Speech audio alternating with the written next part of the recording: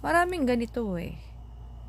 Yung partner nila na nagbago yung katawan, nagbago na itsura, ay nawawala na rin yung pagmamahal nila sa partner nila. Alam mo, kapag mahal mo yung isang tao, yung isang babae, kahit mabago man yung itsura niya, katawan niya,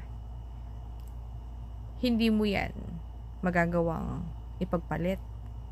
Wag na wag mong sasayangin at wag na wag mong ipagpapalit yung babaeng panghabang buhay kang sasamahan kaysa sa babaeng panandalian lang. Titignan mo lagi yung sakripisyo na ginawa niya sa'yo.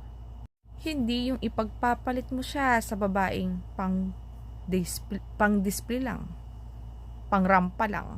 Ito, tandaan mo iba pa rin yung babaeng hindi man kagandahan sa paningin ng iba o paningin mo o ng barkada mo.